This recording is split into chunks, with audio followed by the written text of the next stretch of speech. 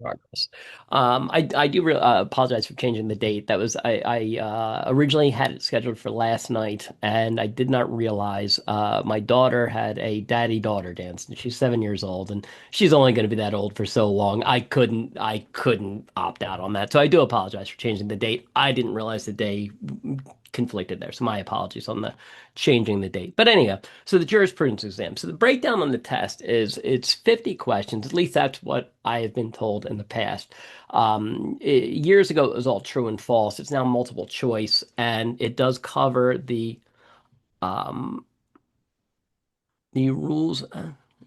Oh, well, thank you, Tiffany. I appreciate that. The Anyway, it covers the laws, rules, and regulations of the wonderful state of New Jersey, and they have made this increasingly difficult to get the regs.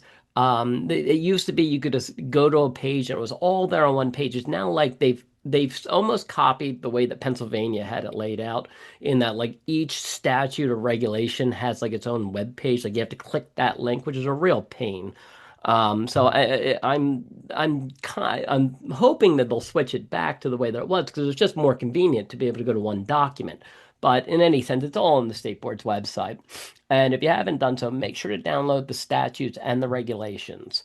The statutes will be much shorter because, again, they're written by the actual legislative body, and the regulations are much, much broader in that the regs are written by the state board. If you were to ask a state senator how many aneurysm hooks you need in a prep room, they would have no idea. Hence the reason the regs are written by the state board, and then the statutes will be much broader and cover, they give a broad general framework in which the regulations can be written. That's why you'll find the statutes being much shorter and the regs much more involved.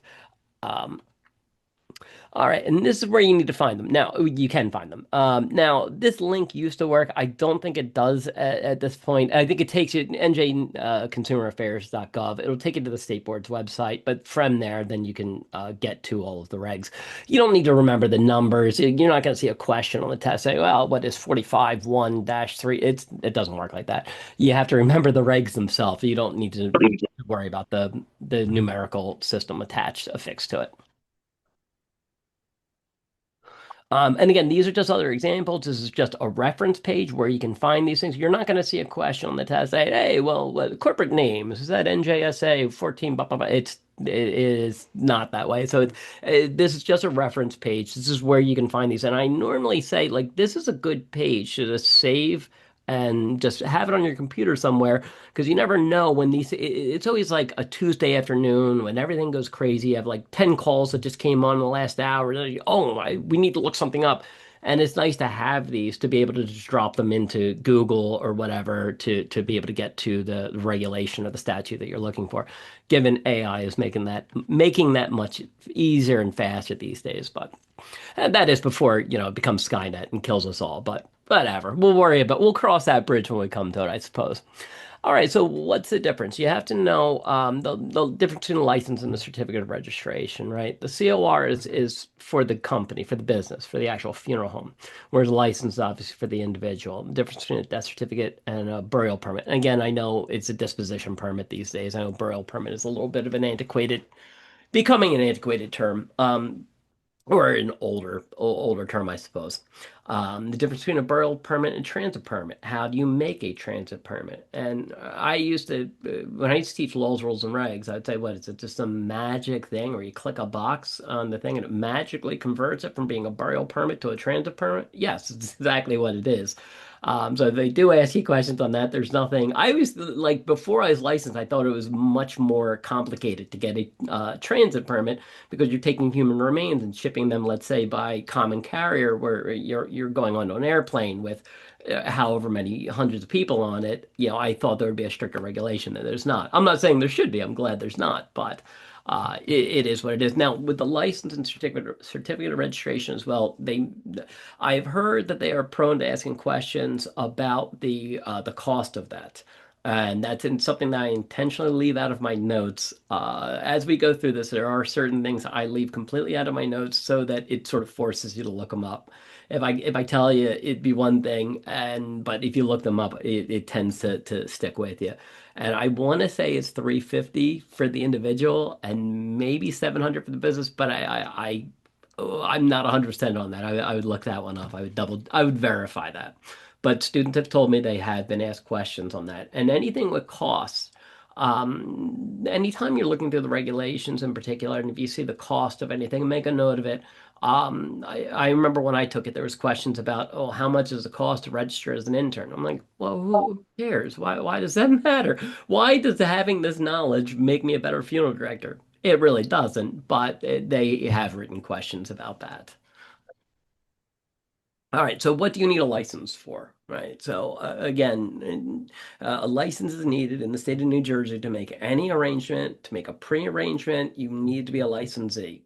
Again, as an intern, you're allowed to, but you're doing that under the supervision of your supervisor, of your preceptor, excuse me. You need to have a. I'm sorry, did somebody have a question? Uh, I'm hearing something, but I don't know if you're.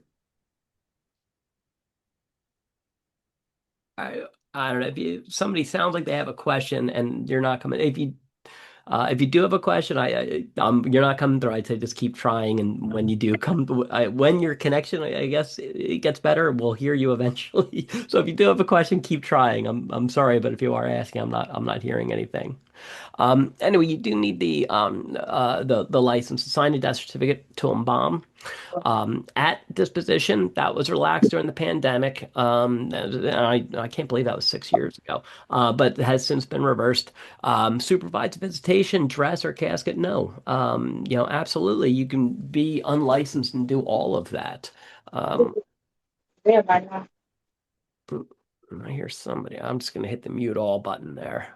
So if anybody does have a question, because I've got somebody coming through that, oh, here we go. Here we go. I just muted somebody, and that might have been the person trying to ask a question. Maybe they unmuted themselves accidentally. But again, if there is anybody with a question, please feel free to ask. Supervised visitation, dress, casket removal, no. Likewise, if you want to direct a service for a memorial service, if the remains have already been cremated, you don't need a license for that. You can run the whole kit and caboodle if it's cremated remains, and let's say you're having a visitate or a calling period at the funeral home, and 10 to 11 with a 11:30 mass, going to whatever cemetery for burial, or whatever your norm is, you can absolutely do that unlicensed. Once a body has been cremated, the state does not view the body as being human remains anymore. Although that's not to say there's not a great deal of intrinsic value in cremated remains, but the state does not recognize them anymore as human remains. The disposition has already been done.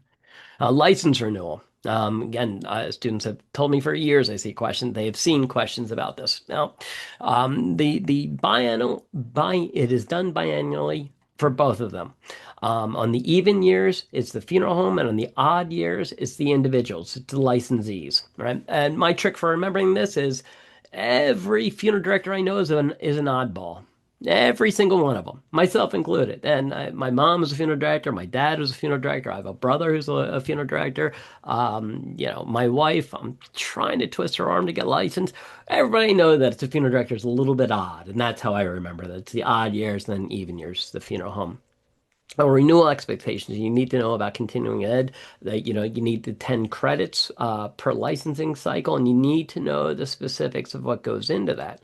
What are the required mandatory CEUs that you need to get?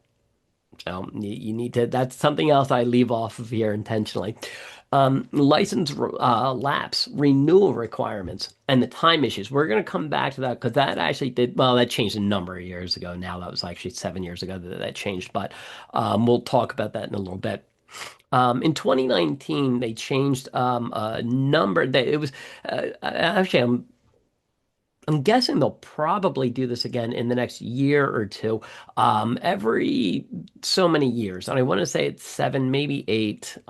There's something called, and you don't need to remember this. There's something called I think it's a sunset standard or statute or something, wherein laws need to be reevaluated after so long. And in 2019, they did this and they reevaluated and made a bunch of changes. And here are some of the changes that they changed, some of the things that they changed. Pre-need providers, must monitor and attend and ensure completion of the lessons. That was something that was already required, but they just sort of revamped it just to almost re-mention it. CEU instructor must maintain records for 5 years. I know what you're saying. I'm not teaching any CEU classes. Why would I need to know that?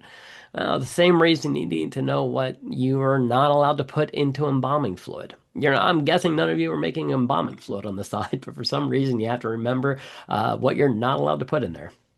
Things like arsenic.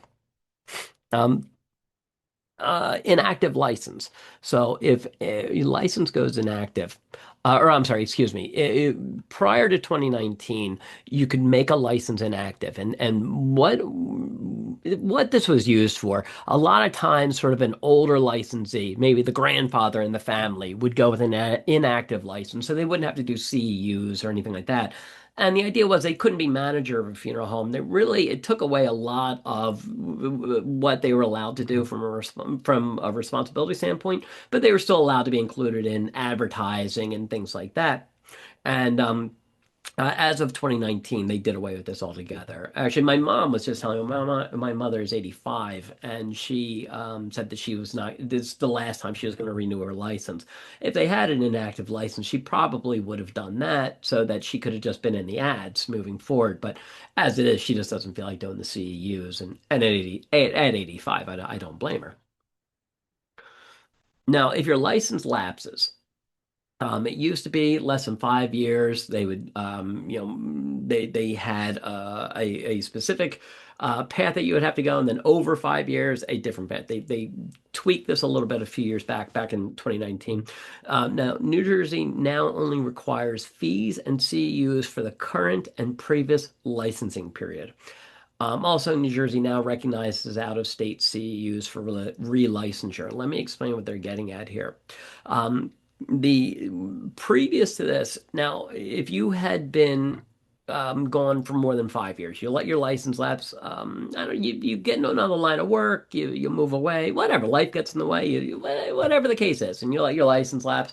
After 5 years, it used to be you would come back and you would have to do all of the CEUs you would have missed during that period that you were gone, meaning that it would be like up to 25 CEUs. You need 10 each licensing cycle, so two licensing cycles would be 20, 2.5, although they don't do it per half, they don't, at the 1 year mark in any licensing cycle, they don't ask you to prove that you have five CEUs, but that was the way they figured it for 5 years.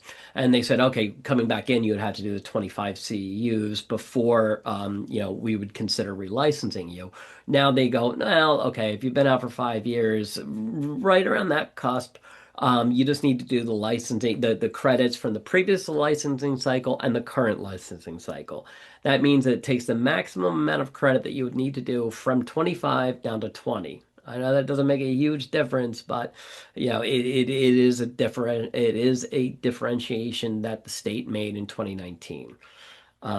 Also, let's say that you let your New Jersey license lapse, but you were practicing in Pennsylvania the whole time. Well, PA, you don't need to remember this. PA doesn't require 10 credits, it's six for a licensing cycle. And but let's say you were just doing the six, New Jersey would recognize the six. So let's say you were gone, license lapsed for 5 years, but you were getting CEUs in another state. The state would then take a look at it and say, okay, well, we'll take the ones that were you previously had out of state, so long as they are towards a funeral director's license in another part of the country. I have a question. Yes. I know you just stated about if it lapses. I am licensed in Pennsylvania. If when it's time to do the renewal for New Jersey, will New Jersey also accept the same credits that I would have gotten for Pennsylvania, or do I have to do a separate 10? No, you have to do a separate 10. That doesn't mean they can't overlap each other. Like if you take a course that is approved for New Jersey and Pennsylvania, you can use it toward both. Cool. However, if it's not approved towards PA or towards New Jersey, excuse me, you can't use it during a normal licensing renewal. Only if you had let your license lapse and you were renewing it, reinstating it. Okay. Make Thanks. sense? Yeah. Yep. Tiffany, how long have you been licensed in PA? 26 years. Okay, all right, okay. And why are you getting licensed in New Jersey now? Just out of curiosity. I'm ready to expand my horizons. Okay, well, hey, good for you, and all the best with it. Welcome to this side of the bridge, I suppose, and all the best with it. I practiced in PA for a number of years, and I always like practicing on that side of the bridge. But it is what it is. Anyhow, so uh, now, if you license has lapsed more than 5 years, it used to be they had a very standard thing. They would go, okay, you have to do everything, blah, blah, blah. Now they said, okay, if it's been more than 5 years, we will determine this on a case by case basis. So there's not a specific answer to what you would do if your license had lapsed more than 5 years. It's just done on a case by case basis. Now, what do you know about record keeping, right? This is a question that more than likely will come up. Funeral home files and what is in them, right? And this is really broken down quite well in very specifically in the regulation. It says what is in the funeral file and what you need to keep, and you need to keep a funeral file for 7 years, right? Now, the first year, if an inspector shows up, you have to be able to produce records going back the last 365 days immediately. That has to be on premise and accessible at any time. Um, that doesn't mean that records can't be kept digitally and things like that. You don't have to have a physical piece of paper if everything is on a computer. That's fine. But it has to be accessible immediately. The previous 6 years do not need to be accessible immediately. The previous 6 years need to be accessible within 2 weeks. Meaning, and I don't know what funeral home would do this. I don't get the practical side of this, but the practical application for it. But if a funeral home wanted to, they could keep the previous 6 years of records off premise at another location, maybe in storage somewhere. Again, I don't know why a funeral home would do that, but the state outlines and allows you to.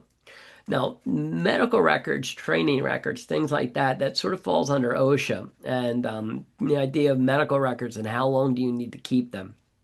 And I'm blanking off it off the top of my head, so I'm going to say you got to look that one up. Now, according to OSHA, I want to say I'll double back that I'm just it's not popping into my head right now, but training records, etc. I want to say it's 3 years, but I could be wrong. I think I'm wrong. I know I'm right about the funeral home files. I'm just blanking on the medical records. I apologize. It's been a long day, and like I said, I sort of intentionally leave some of this stuff blank. Itemization. How do you prepare your statement of funeral goods and services with a discount? And this is an FTC thing. And remember the idea that I was always guilty of this. I was, thank God the FTC never came in and looked through my files when I owned a funeral home. Not that I ever did anything unethical or anything like that, but if we had like a package, I would just write it up as a package. A lot of times, just out of convenience sake, rather than itemizing everything and breaking it down that way. You are supposed to, though. You are absolutely supposed to itemize everything on a statement of funeral goods and services. Meaning, if you've got the gold package and the silver package and the bronze package or whatever it is, and for the I don't know, the gold package for I don't know. $7,000, you get everything except for the merchandise. And a lot of funeral homes will structure prices that way because it's just easier, and I think it's easier for families to follow along just for convenience.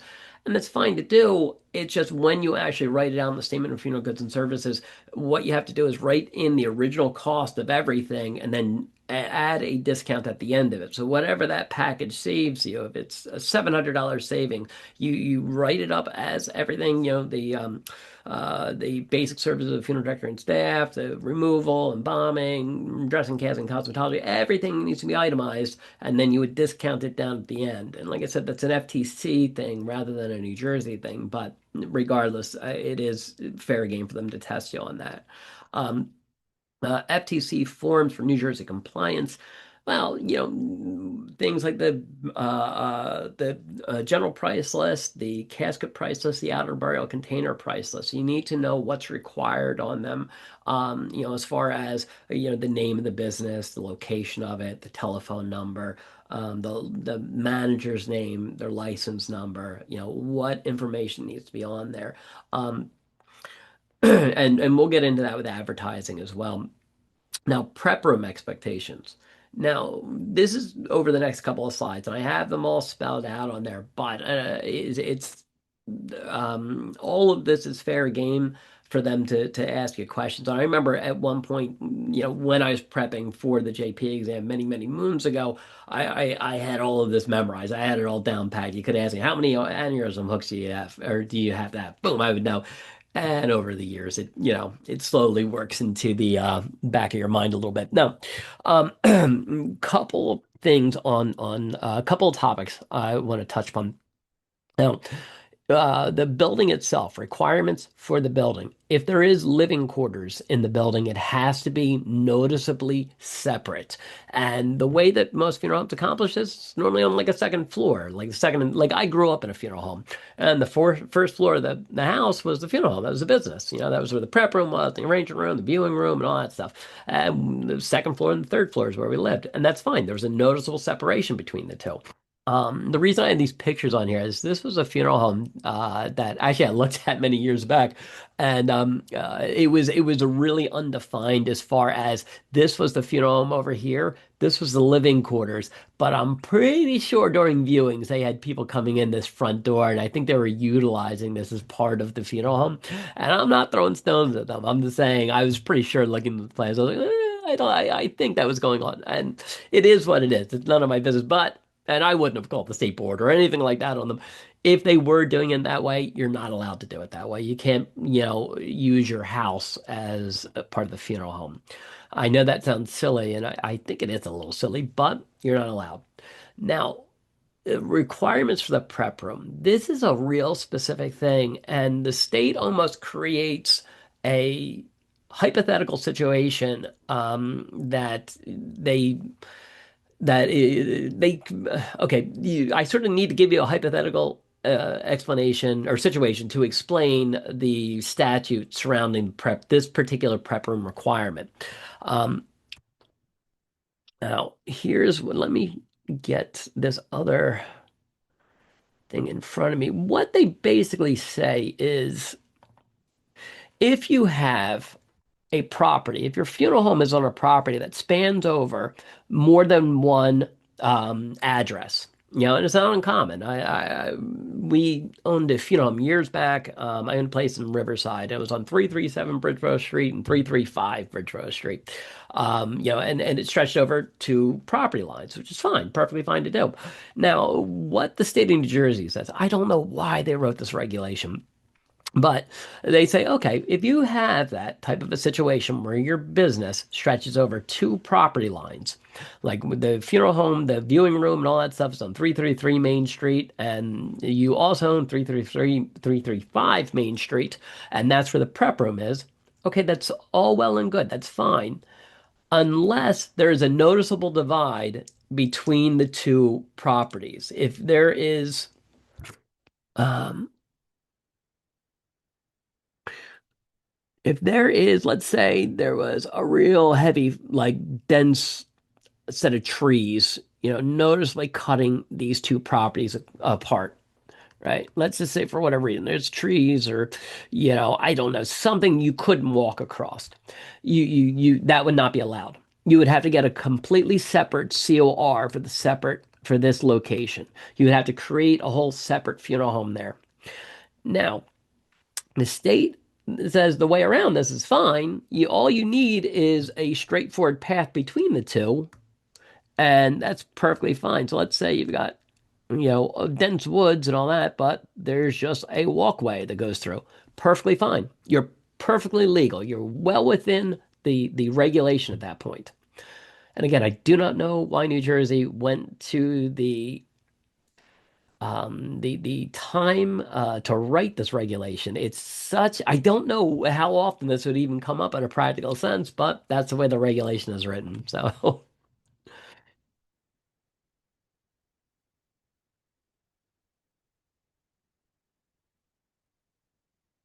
And the reason I use these pictures is this was a funeral home where I used to work, and this was the actual funeral home itself, and this was the prep room over here. Anyway, that's why I leave that in there. This would be if there was, since there's no divide here, that's perfectly legal. Actually, this is in PA, so it didn't matter anyhow, but let's say it was in New Jersey.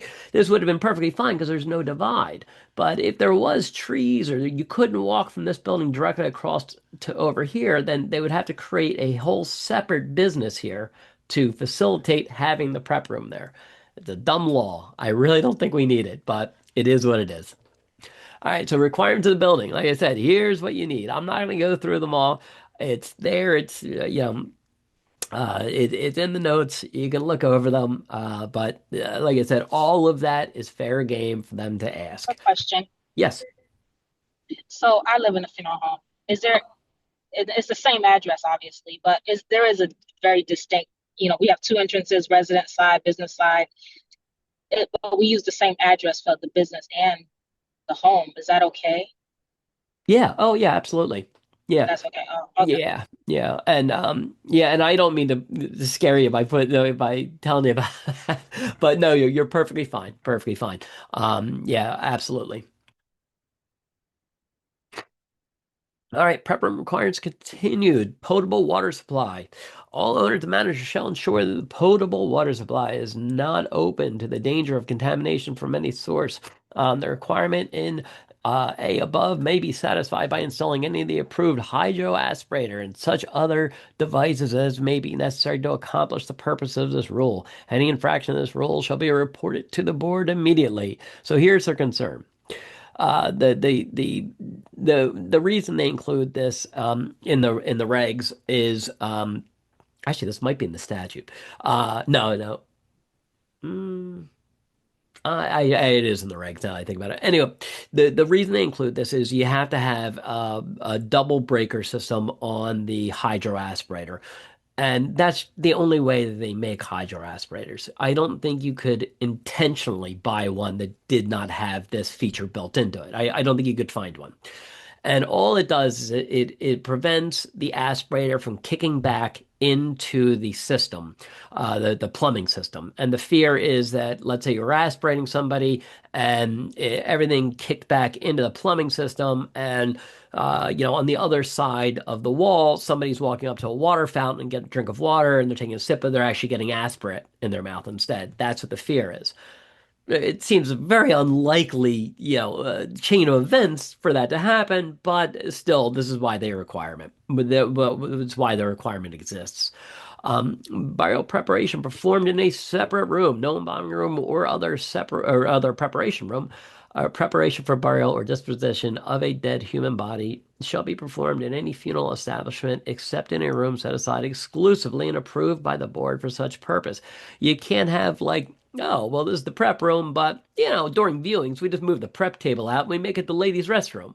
No, you can't do that. No, it has to be separate, distinct, and solely used for that purpose. And I think that's, understandable on the state's part. Um, FTC price disclosures. So the manager may designate an employee, even if they're unlicensed, to provide price information on the phone. Like my wife works at a funeral home and she's not licensed. I'm nagging her all the time to get licensed. But she deals with price shoppers all the time. And that's perfectly fine, perfectly legal. You do not need to be licensed to do that. Responding to questions concerning information not on the price list shall be referred to a licensee or an intern. If it is going to get more involved than just reading off of a price list, then you need a licensee or an intern. Now, the multiple ownership disclosure. Any person who owns 50% or greater interest in this registered mortuary also owns 50% or greater interest in the following registered mortuaries in the state of New Jersey. So if you own more than one funeral home, you have to put this on the general price list. And the fear is this, that somebody walks into the funeral home and you quote them a price of $10,000. They say, that's ridiculous. I wouldn't pay anything more than $8,990 for this. And they storm out And they don't know this, but you own the funeral home across the street, and you call over there and you say, "Yeah, somebody just walked out of here. Don't charge them more than $8,990." They walk in, they go, "Oh, I'll do that for you for 8,990." And the person says, "That's the exact amount I was willing to pay." That's the fear. That's the reason the state wrote this. Again, I don't think there's in a practical setting. I don't think this happens a lot, but that's a concern. Now, the for a while when I owned a couple funeral homes, it was broken down in that it was myself and it was a family business. Myself, my brother, and my mom. And my brother and I owned 40% of the businesses. My mom owned 20%. And we thought that we didn't have to do this because nobody owned 50% or more. Well, that's not the case. We owned 40% of a company, and the company owned 100% of the funeral home. So there's really no way to get around this. It is what it is. I don't even think anybody really wants to get around it. It's not something I think most funeral directors are proud if they own more than one place. But no, mortuary use issues. This was a part of sort of these sweeping changes that came through in 2019. For the longest time, the only thing you were allowed to take from a body in a prep room was a lock of hair. You could have an autopsy done, but you couldn't do anything else. Now they said, okay, that's ridiculous. Okay, now you can collect DNA via cheek swab, nail clippings, or blood collection. I think that's fair. I don't see why they had a block on it before. And maybe the site of examination to determine a cause or manner of death. You can have a private autopsy done at a funeral home. It's done all the time. Food and mortuary. This was overturned in 2019. You may now serve. You may now allow to be served food and non-alcoholic beverages, but you cannot prepare it at the funeral home. You can't be cooking it up there. And I understand that, just out of, just a cleanliness. Excuse Yeah. me. What's that? The class we just took in 222, I believe um it was said you can only have drink. No, you can have food. Okay. But you can't have anything where quote unquote bodies are stored, right? Like say chapel or morgue, but maybe in Well, the arrangement room or in the lobby. no, you can have it in the funeral or in the viewing room if somebody wants to eat something in the viewing room. They're absolutely allowed to. The law used to read that you cannot have food with any service that has I forget the exact wording. It was something along the lines of any service where you have a body that has been prepared or not prepared, something along those lines.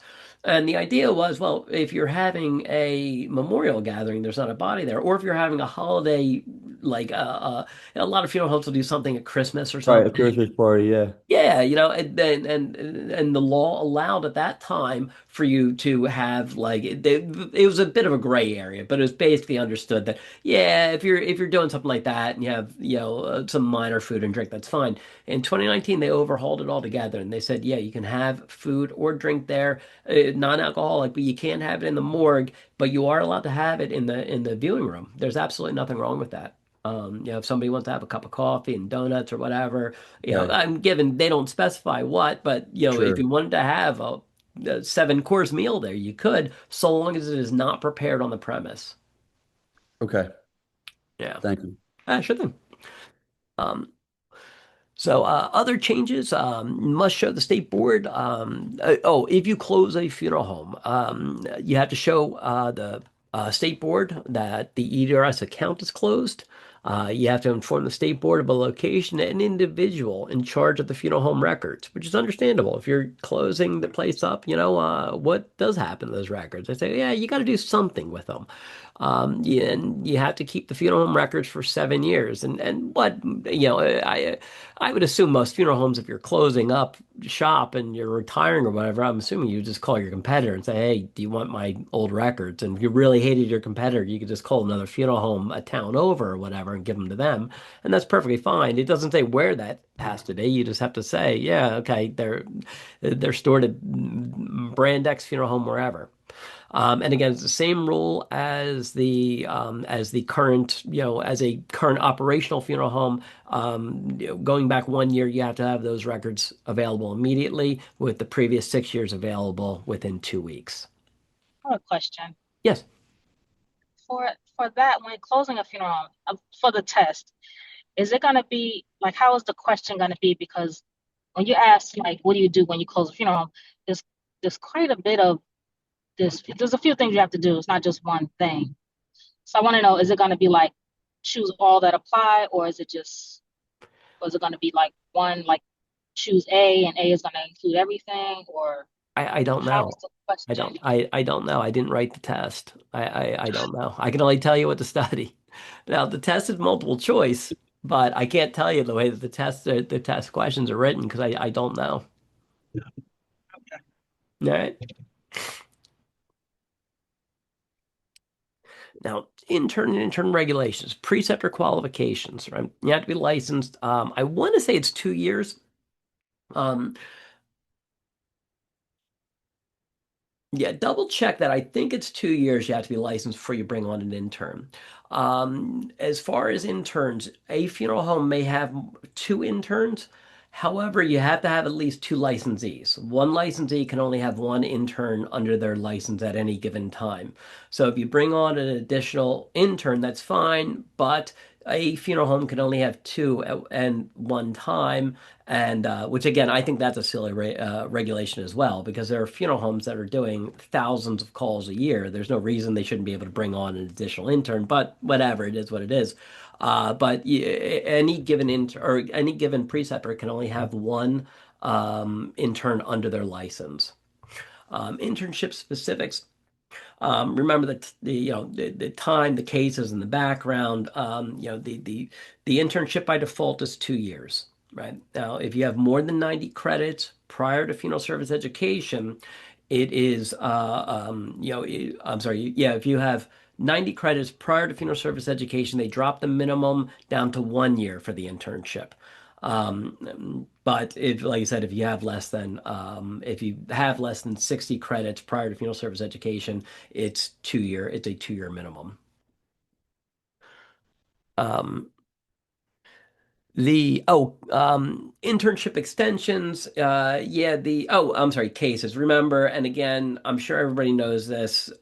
Tiffany, you may not, because again, being in PA and already being licensed over there, not having gone through this, you do have to know that you have to have, during the internship, you have to do 75 funerals, 75 embalmings, and 25 sets of funeral arrangements. And again, I know everybody that just went through that, I'm sure you're all familiar with it, but again, coming in from out of state, you may not be as familiar with it. Um, an internship extension, if requested in writing prior to the internship expiring, in most cases, the state board will extend an internship normally by 3, sometimes by 6 months. It's not a guarantee, but it is something that has been done quite frequently in previous years. Even currently, I have a student right now that just got an extension of, I want to say they gave him like a 9 month extension or something. Um, Now, if you fail the state board practical, you have to wait at least 30 days to retake it, and you have to pay the fee again. And I forget what the fee is. Again, I leave these off intentionally. It's either 125, maybe $150, and I could be I think I'm right on that. I think it's one of the two, but that's again something else that you'll want to look up. So you need to wait at least 30 days, and you need to pay that fee again. Now, I can't tell you the last time I heard of anybody failing the practical exam. It's just not something that happens a lot. But like I said, they still have to, put in writing what happens if you don't pass it. Now, the concurrent internship. This is a really weird concept. Not a weird concept. They make it more complicated than it needs to be. The concurrent internship is, and here's where it gets wonky. In PA, in Pennsylvania, for example, you have to serve the resident internship following schooling, right? So you have to do a 12-month period following schooling. In New Jersey, you can do the internship at the same time you're in school, but that's not considered a concurrent internship. All right, that's not what the state's getting at, and that's what makes it wonky. A concurrent internship, according to the state board in New Jersey, is if you are accumulating the initial 60 credits needed prior to funeral service education, and if you are doing your internship while getting those 60 credits, that is the period of the concurrent internship. That's the way the state views it. They say, okay, you can start working on the 75, 75, and 25 while you're getting those first 2 years of college. That's perfectly fine. They they figure that as the concurrent period. Whereas that last year, when you're actually in mortuary school, when you're taking all the funeral service classes, they don't consider that concurrent, although you're concurrently doing it while doing the internship and the schooling. It's happening at the same time. But the way the state views it, the concurrent period is if you were doing that initial 60 credits. Makes sense? It's a weird one, but all right. So as of 2019, as if that was recently, preceptors cannot be convicted of a crime in the previous 5 years. However, so they would turn somebody down to be a preceptor if they were convicted of a crime in the previous 5 years. But it has to be a crime related to funeral service or something of moral turpitude. And if you commit a crime of moral turpitude, they will probably take your license anyhow. As that's your awful crimes. It's rape, murder, stuff like that. That's moral turpitude. Um, so yeah, or really, I think what would be more, I think applicable here be some crime related to funeral service. If I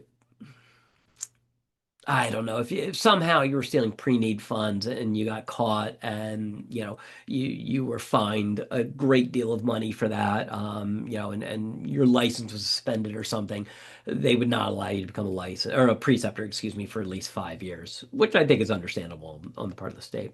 Cannot have revocation, suspension, or surrender of a license from any professional board, meaning that even if you are, let's say you have your funeral director's license, that's in good standing, that's perfectly fine, but you were an accountant, and for some reason they had to take your license from you, that professional board had to take that license from you, then they're not going to approve you as a preceptor.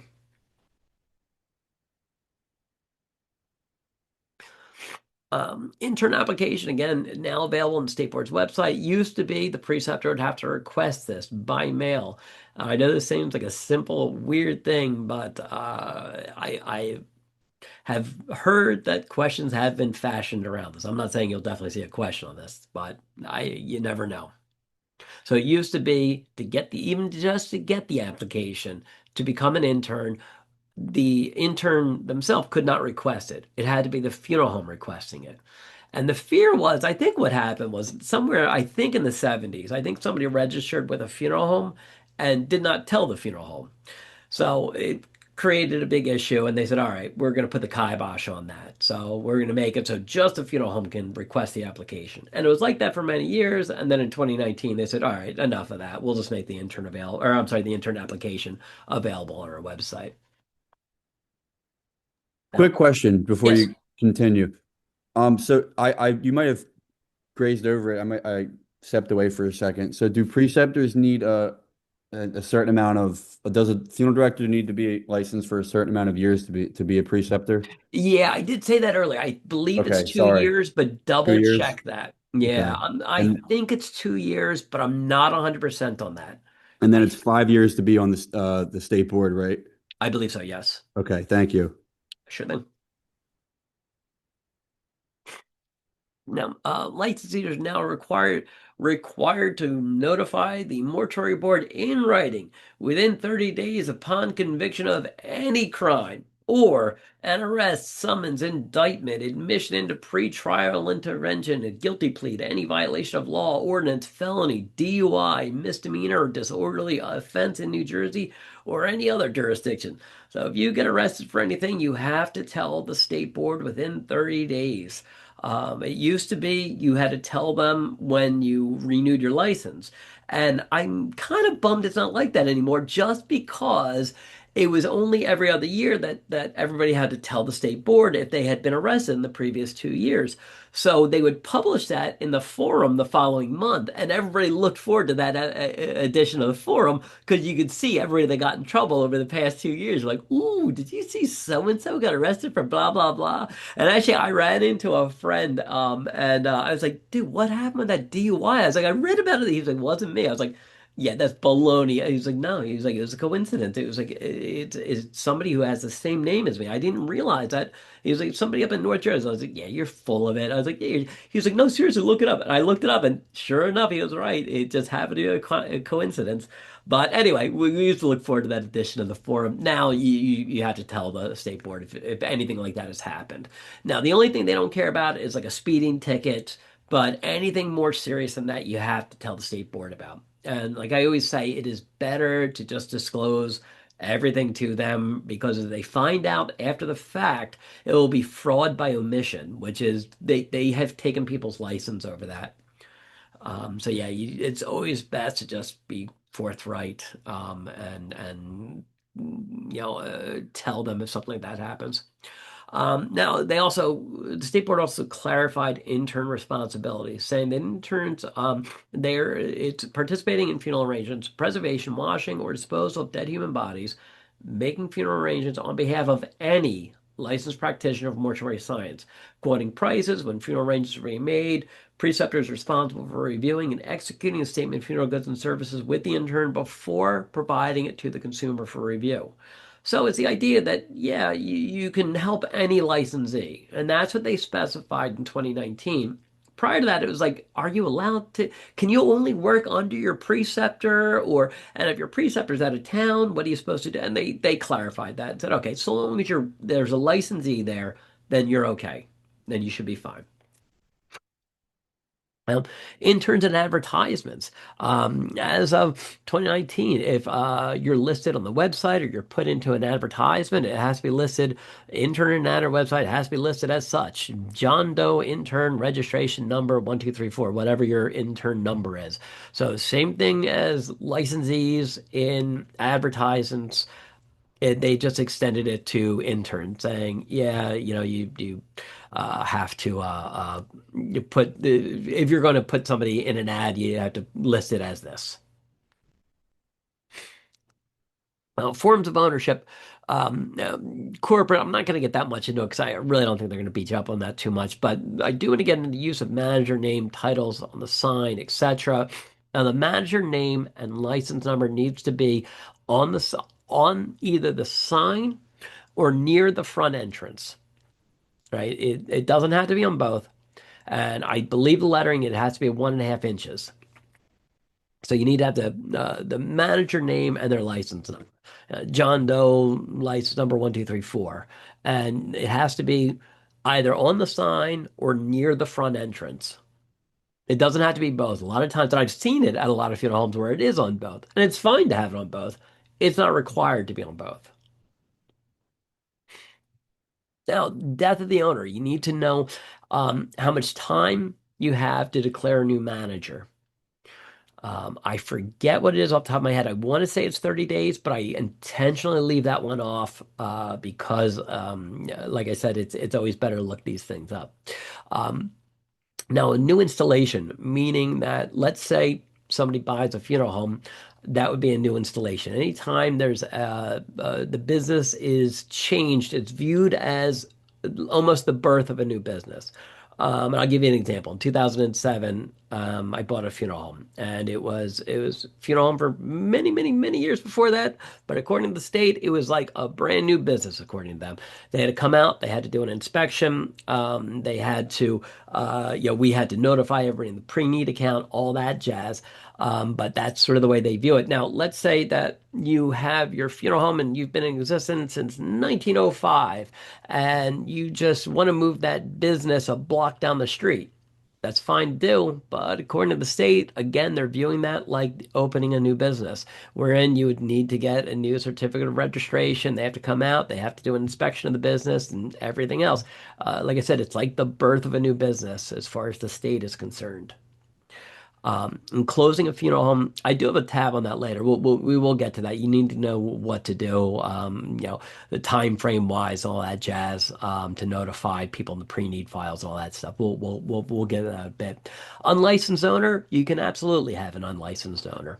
Um, the one area that it makes an impact is you cannot have a sole proprietorship under the name of an unlicensed owner. All right, so a sole proprietorship cannot be under the name of an unlicensed owner.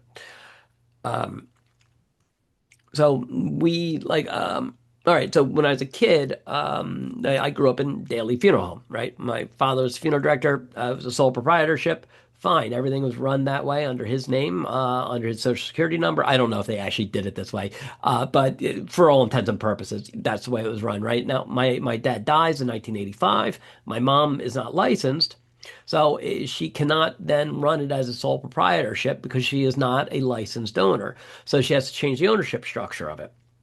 It's fine, not a big deal. In 1988, she was licensed. She could then change it back to being a sole proprietorship under her name because she was then a licensed owner, right? So that's the only area that really makes any real impact. Pre-need, again, you need to be licensed to do it. Signatures on forms, you need to know which forms are needed in a pre-need situation. If you are opening up a trust account, you need to provide that information to the family as far as where that money is going, the account number, and all that jazz. All of it needs to be given to them, and it needs to be established. I want to say the time frame, I want to say it's 30 days. Like if a family comes in and cuts you a check, I think you have to have that into a funding vehicle within 30 days. Double check that time frame. I believe it's 30 days. I could be wrong on that. Now, trust accounts, obviously, absolutely allowed. Choices is probably the biggest one in New Jersey, and Choices is a master trust, right? You have it's a pooled account where there's something like $300 million in that account, or some ridiculously large sum.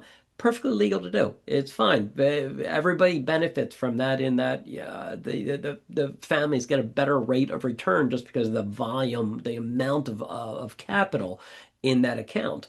Absolutely allowed. Change of funeral home. Family comes in, you spend 8 hours with them making pre-arrangements, and they cut you a check for the full cost of the funeral. And then they come back the next day. They want to talk to you for another 8 hours about it. And the next day they come back another 8 hours. You spend a lot of time with this family. And then the next week they call you up and say, "No, we're not going to use you. We're using brand X. We want to transfer everything over there." You can't keep a penny of that. It does not matter how much time and energy you have dedicated to a family. If they want to switch funeral homes, you have to give them every penny. And I think that's actually a good thing. I think it helps consumer confidence. There are a lot of states, Florida, for example, where families just get ripped off. If they want to switch funeral homes or something, the family can keep like all interest, and they only have to give, I think, the original principal back to people, which is bonkers. But like I said, every state is different. Change of funeral home. Like I said before, everything has to go. You have to look up how long you have if you're notified to transfer the funds. I think it's 10 days. It might be 14, but double check that. I think it's 10. I want to say it's 10 days because I think it's 14 days in the practical sense, like 10 business days, but double check the time on that. I believe it's 10 days, but I'm not 100% on it. And like I said, cancellation fee, absolutely not. 100% goes into the trust and 100% goes to the family. You can't keep any of it unless you render services. And then even if any money is left over, if the trust has performed great and now you've got twice the amount of money that you need for this funeral, you don't get to keep a penny above and beyond the services that you've rendered. Everything goes back to the family unless it's a an irrevocable in which the anything above and beyond the cost of the funeral would go to the state of New Jersey. Now, trust issues. At 200, if you have 200 accounts in that master account, like I was talking about with choices earlier, and I'm not trying to make it a commercial for choices. I'm just using that because I'm familiar with it. Um, but if you started your own, you go, okay, I've got a big enough funeral home. I just want to go to this local bank and put everything in there under a master trust, and that's fine. When you hit 200 accounts, that's a magic number because at the magic 200 number, at that point, the trust is allowed to keep 1% of the interest. right? And they're allowed to keep 1% of the interest. They're not allowed to invade the corpus of the account, meaning the body of the account, right? You're not allowed to go into the principal that people have paid, but they're allowed to take 1% of the interest to fund the operation of running all of that. If you have that many accounts, you're going to need somebody to keep an eye on all of this and make sure the proper paperwork is going out, on either a monthly basis to funeral homes or an annual basis to families, and or actually it's not or at all, it's and the monthly accounts to the funeral homes and yearly account balances to the individuals. It's a lot of work, so you need to pay somebody just to do that, and that's the understanding behind it. Now, commissions are only allowed in newly issued insurance. That is the only time you can take a commission. If you have an insurance license, and if you don't have one, it is worth looking into. I used to have one, and I just don't write pre-need very much anymore. I do a little bit of funeral work on the side. I work at a funeral home, and I always tell my classes this, and they only hired me to hire my wife, and they told me that they're like, "Well, we'll bring you on, but we really just want to hire your wife." And I was like, "Okay, thanks, guys. I appreciate that." But they really needed somebody in there to write their books and make sure all of the paperwork and everything else was straightened out. And my wife is very good at that, so that's what they really. I go down there and do a little bit of work here and there. But that being said, with if you have an insurance license. Which you can get very easily. It's not like getting a funeral director's license. It's something you can get in a couple weeks. Um, you can, and if you write an insurance policy and the company that you write it for issues you a commission, that's perfectly fine, perfectly legal. There are people that make their entire careers out of that. I know plenty of people that just do pre-need, and they can do that. They can live off the commissions, and that way they don't have to get up at 2 in the morning and make a removal. They schedule their work, and there's a lot to be said for that. Um, Now, POD accounts, it's payment on death, perfectly legal. If you want to send a family comes in, they make prearrangements with your funeral home. You say, yeah, we'll just go down to the bank. We'll open up a POD account, payment on death. Perfectly fine, perfectly legal. I think if you put the money into an insurance policy or into something like choices, I think it'll perform better, but it's perfectly legal to do. And I always ask classes, and it's been a few years, but I have had students say that they're still doing this, and that's perfectly fine, perfectly legal. I'm not saying there's anything wrong with it. Just like you said, I think it performs better if it's in a different funding vehicle. But hey, yeah. Um, so another change they made in 2019 is you have to notify social services of any refund on an irrevocable prepaid funeral. It used to be $500 and up. And again, an irrevocable prepaid, it has to go back to the state anyhow. But it used to be they would give you a little wiggle room up to about $500. But now, no, no, no. Anything at all needs to go back to the state. Now, advertising. You have to use the name in any advertising. You have to use your name as it is registered with the state board. If you are Brand X Funeral Home and you decide one day, I don't like the word funeral, I want to be Brand X Memorial Home. Hey, great, good for you.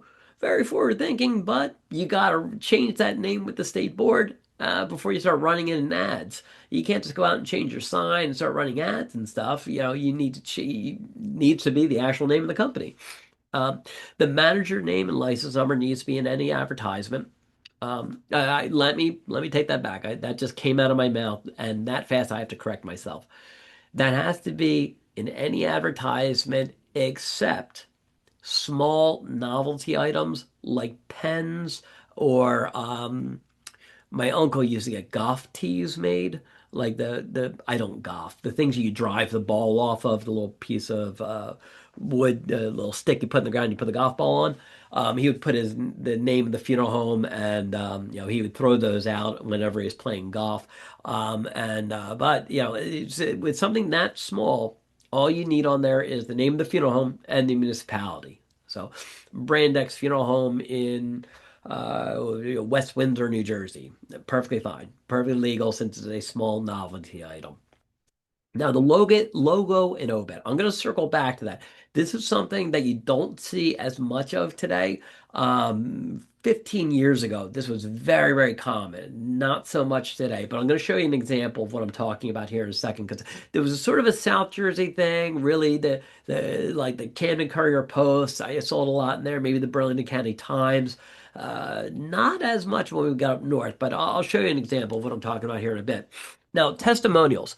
A funeral home can absolutely have testimonials, but it has to be from somebody who used the funeral home. You can't have like a paid actor saying, yeah, they're great.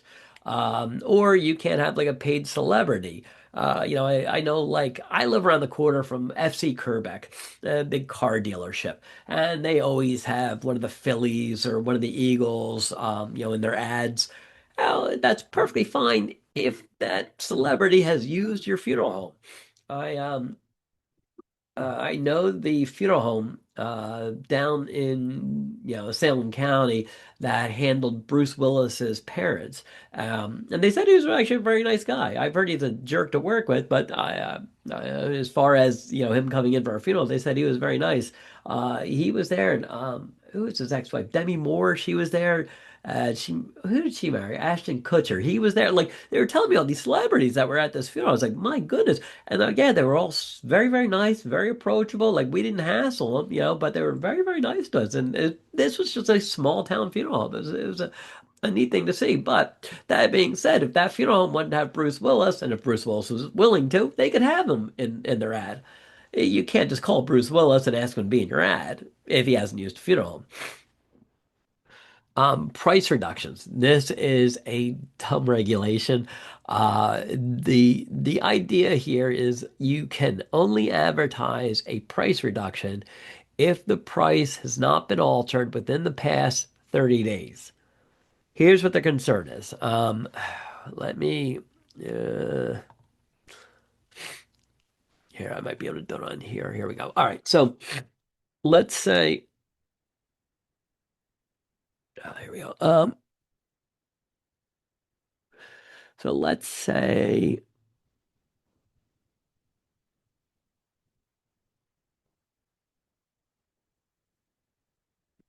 you have a casket that you sell for, I'm just going to make the numbers easy here. You sell that casket for $100, right? And let's say the you wake up one day and you go, you know what? I'm going to raise the cost of that to $200. But I'm going to tell people, well, if you make arrangements with me, prearranged, Surat, neat, whatever, within the next, 30 days or something like that, I'll give that to you half off. I'll give it to you for half price. I'll sell you that $200 casket for just $100. And that's their fear. That's what they think funeral directors are going to do, or that's what they're trying to prevent them from doing. Now, you are allowed to do this. However, you would have to wait 30 days. So if you wanted to up it from 100 to 200, wait 30 days and double check that. I believe it's 30 days. I'm pretty sure I'm right on that. You can then advertise it as, oh, okay, we're selling this casket as half off. Now, additionally, if you advertise any merchandise, like let's say you say you put up a billboard somewhere and you say Brand X Funeral Home, full funeral, starting at $7,000. I don't know, right? You That's fine, but you got to specify exactly what you get for that $7,000. You would have to have the make and model of the casket, the make and model if there's a vault, make and model if there's an urn, an alternative container, whatever. But if you are going to advertise anything based on cost, you need to specify what is included in that, up to and including specifics on a casket. Like, let's say you are saying that you're going to do a full service funeral for, I don't know, $5,000. I'm just making numbers up here. But if you're going to do that, that's fine. But you got to say, okay, that includes a 20 gauge steel casket and I don't know, a grave liner or whatever. Whatever's included with that, fine to do, but you gotta have that price. Or I'm sorry, you gotta have the price and you need to show them exactly what is included in that price. So the ad and the obit, this is what I was talking about earlier. Now, I'm not picking on the good folks at Chinuski Funeral Home. I merely picked this because I went to the Current Post website one day, 10 or 11 years ago. This is the first one I came across, so I took a screen cap of it. This was very popular. It's still, and I haven't really looked through the obits in quite some time. But this was very, very common, like I said, about 10 or 15 years ago. Right now, it seems like everything is just very short in the paper and very long in the website, which I think makes a lot of sense.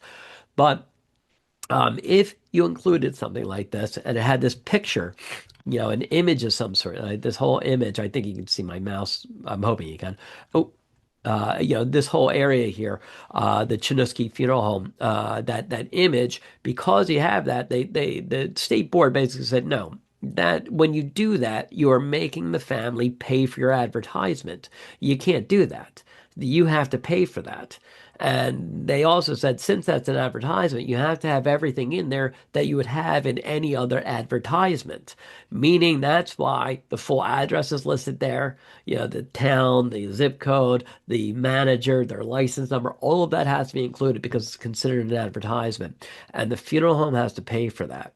The way that this was done, and it's probably still done today. Like we would get two bills from the newspaper. One would be, okay, here's the amount to the family, here's the amount to the funeral home, and it was always the same amount to the funeral home, unless at the beginning of the year they would up it. But you could figure how much it was for the funeral home, and the funeral home had to pay for that. You could not make the family pay for that. This does not include just writing the name of the funeral home. Friends may call at the Chinuski Funeral Home from 7 to 9, located at 1100 North Black Horse Pike. That's fine if it's just in print and or arrangements under the care of Chinuski Funeral, perfectly fine. It's when you get into having an image like this. I mean, it was getting excessive. I remember there was one with I think it was a big bridge of some sort. It was like, we are your bridge over troubled water or something. And I was like, man, okay, I can see what the state board's getting at here. Now, advertisement includes everything you can imagine. Aerial displays. I've not been down to Wildwood recently and seen like an aerial display, the planes flying by, like the Eat at Joe's or whatever. I have not seen one for a funeral home, but who knows? It's allowed, it's legal, but if so, you would have to have everything that's required in the other advertisements. Circulars, handbills, flyers, letters, and any other similar item, document, publication, or device used to communicate to the general public or to a specific group. And all of this has been extended to the funeral home website and social media. So if the funeral home has a Facebook page or the Instagram or the TikTok or whatever, it's fine. Anything you put on there, you have to have all of the information that you would have in your advertisement, and the same is true on the website. Um, Offenses. Now, these are the maximum amounts that you can be fined on something. This is the absolute top. Um, and I'd say it never happens, but I saw a funeral home get popped with these probably 3 or 4 years ago. At least a 10,000. I've seen that one go out a couple times, but that's the absolute most you can be fined. And again, anytime you see anything specified with numbers in the regs or in the statutes, make a note of it. Now, interment, the depth of burial, you need to have at least 4 feet of earth above a casket.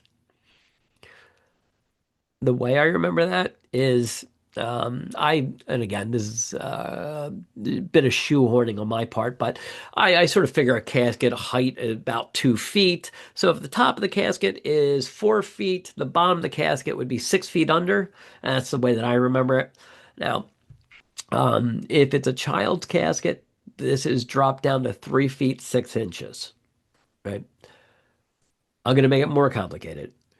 On top of that, okay, so you have to remember that in case I ask you a question, but none of that applies if the person is buried in a properly constructed burial vault. Meaning, if you've got a burial vault, there's no maximum or minimum that needs to be on top of the casket.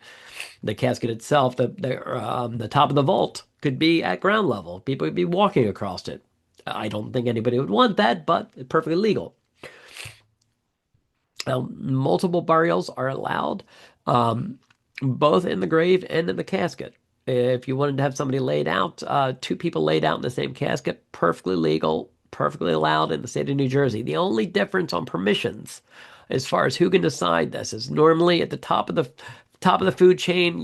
When you go down the next of kin, I was just talking about this in law earlier today. The next of kin, the spouse would be the top of the line. Although the spouse is actually not actually kin because it's a consangual relationship, not a blood relationship. But that being said, the spouse still trumps everybody else. Um, in a case of multiple burial, the individual, the decedent, gets the number one position, followed by the next of kin, whoever that may be. Here's the logic behind it. The idea, the reason, at least the breadth behind this regulation is, let's say you've got a mother giving birth and she's dying as she's giving birth, and the child is dying too. She knows the child's dying. She says, as her dying words or dying proclamation, please have the child buried with me. Well, okay, that's fine. Then that's perfectly legal. She is given permission and thus it's allowed. Hence the reason they write the regulation this way. Um, Now, disinterments. Remember, this is unique to the state of New Jersey. You need to have the approval of the spouse and all adult children. Right. So prior to a burial, and really that's the only time you're going to find a mode of disposition reversed is with a burial, or an entombment, whatever. But it's prior to somebody being buried, it's the let's say the husband and the family, the father and family has died. The wife would have all control over it. As soon as he goes into the ground, it's not her decision anymore. It's her and all adult children. That is weird. I'm not 100% sure why they wrote the regulation this way. I've had students float some ideas over the years. I've heard a couple that made sense, but I still can't really wrap my head around why they wrote the regulation this way, but it is what it is. Now, cremation, the crematory, you need to have a presence of a licensee. As an intern, you can't just take somebody to the crematory. It is a point of final disposition. And the record keeping. They do lay this out in the regulation, and it is they do specify what the crematory needs to keep on record. And that's a good thing to review. I forget all of them. I do this on purpose so that you will look them up on your own. The crematory, and off the top of my head, the crematory has to keep like the name of the funeral home, the date of the cremation, the name, obviously the name of the decedent, the disposition of the cremated remains, meaning what did they do with them? Were they given back to the funeral home? Did they scatter them on behalf of the family? Were they mailed to somebody? They could do whatever with them, so long as the family agrees, but they just have to record whatever it is. And there's more to it than that, so I would take a look at that. And likewise, the cemetery records.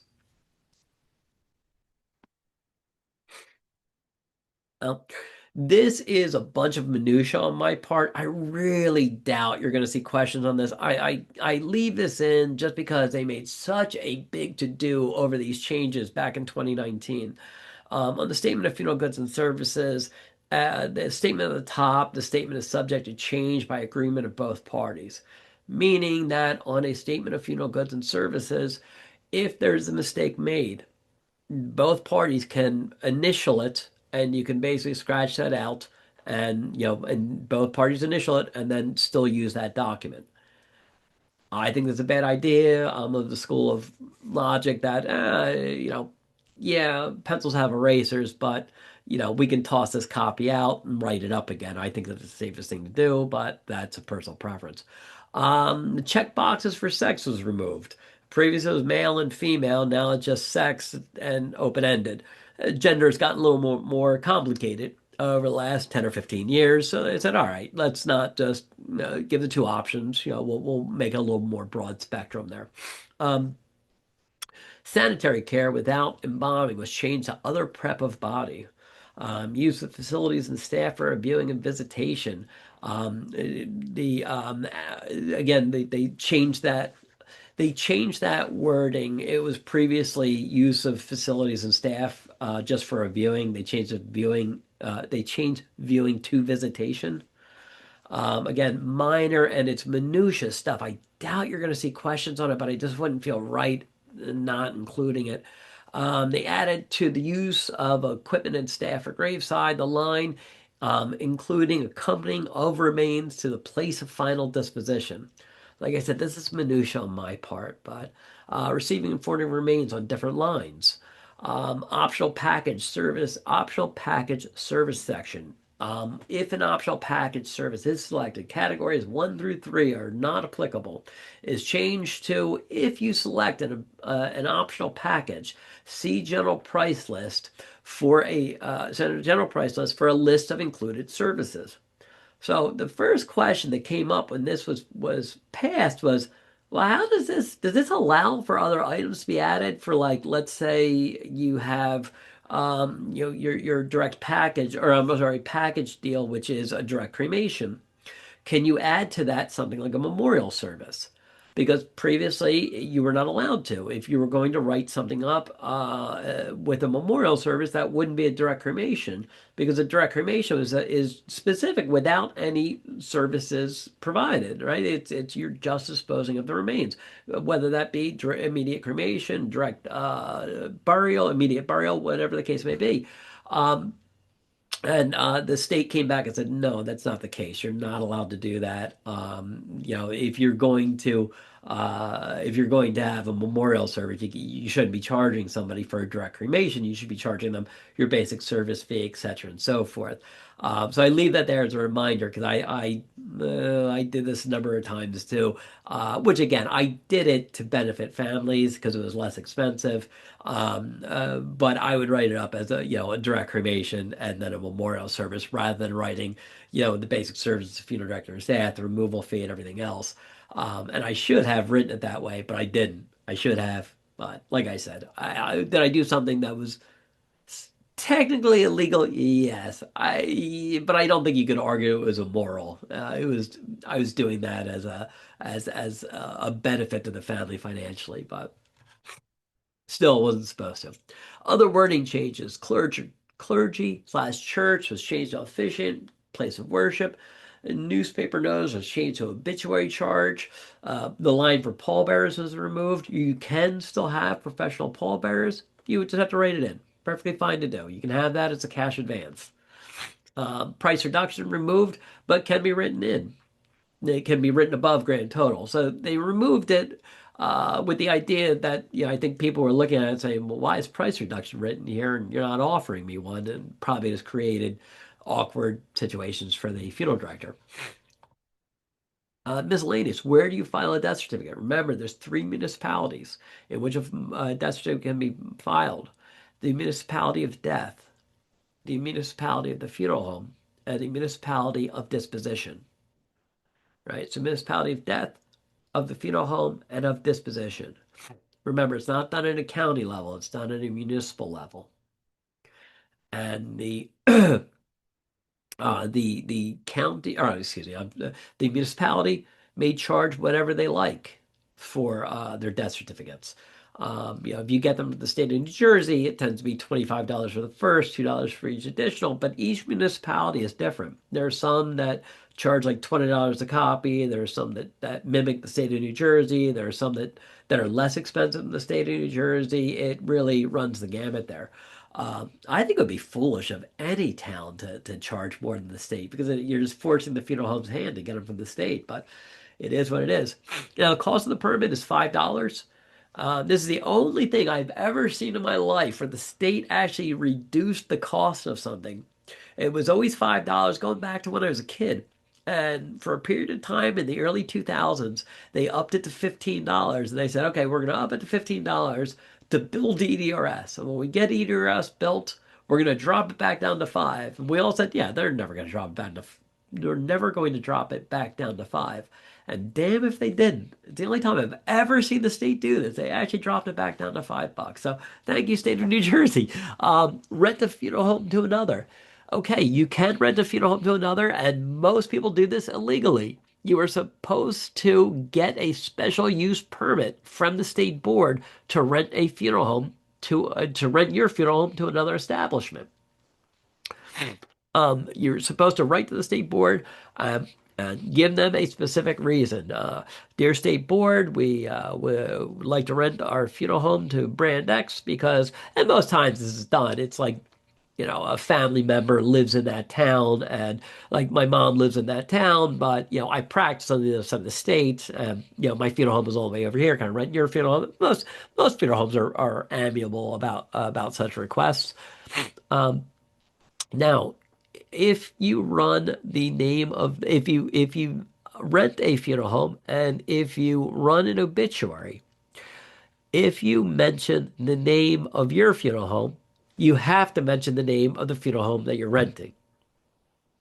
All right, so here's the idea. And again, I know the state really gets so into minutia with this, but here's the idea. So let's say I go in and I rent a funeral home from I rent a funeral home in another town. If I put anything in the newspaper, let's say it's under Daily Funeral Home, I rent a place and great, right? Daily Funeral Home out of Smith Funeral Home. I can only put Daily Funeral Home in the newspaper if I also mention Smith Funeral Home. So I can't represent to the general public that Daily Funeral Home is in a town that it is not. And that is what they're trying to curb by doing that.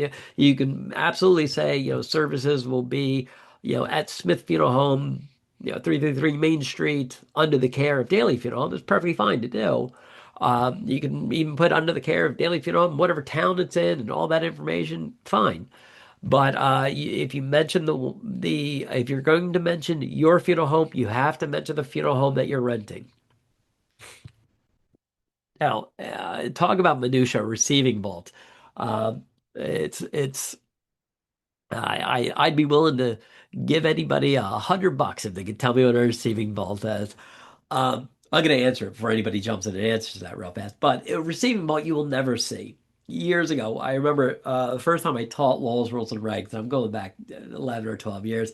I remember calling up Mr. Smith, and I was going through all the regs at the time. I was like, Mr. Smith, what is a receiving vault? He was like, oh yeah, he's like receivable. And I was like, Mr. Smith, if you don't know, he ran the program at Mercer for many, many years. And he was like, oh yeah, I haven't seen one of those since the early 70s. I was like, okay, great. What is it? He was like, well, years ago, if you had weather like we had over the past couple of weeks, and the ground was too cold for it to open a grave, cemeteries could use a receiving vault. This was not common in this area at all. This would be something much more commonly in like New England. Um, and here is and the idea is you would keep bodies there until the ground thawed. And the receiving vault would be at a cemetery. So you would keep a body there until the ground thawed. You would open it, open the ground, bury the person then. So the state said you can't have an unembalmed body in a receiving vault longer than 48 hours. If the body's been embalmed, it's fine. Now, if you have an unembalmed body in a receiving vault, so again, here's a scenario you will never see in any practical setting. You've got an unembalmed body in a receiving vault for longer than 48 hours. It can only be in that receiving vault if it is unembalmed, if that receiving vault is designed to prevent the escape of noxious fumes and odors, or it is at least 5 feet underground. Okay, I know I just throw a lot at you there, and I apologize. Let me repeat it because, again, the state loves to ask questions. And again, I have not seen this test in 26 years now, um, 25 years. But I remember seeing questions like this, and students have said that it has come up. So a receiving vault, you cannot have an unbound body in it for longer than 48 hours.